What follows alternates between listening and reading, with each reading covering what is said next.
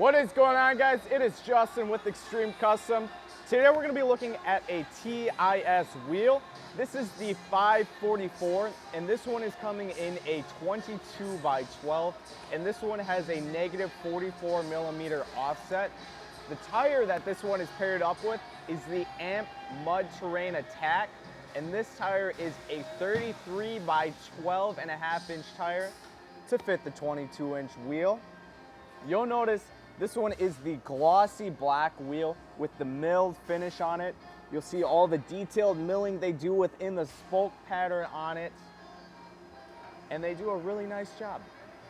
So you guys, leave me your comments on this down below. So there you guys have it, another tire and wheel package. If you're interested, check out more information in the description below.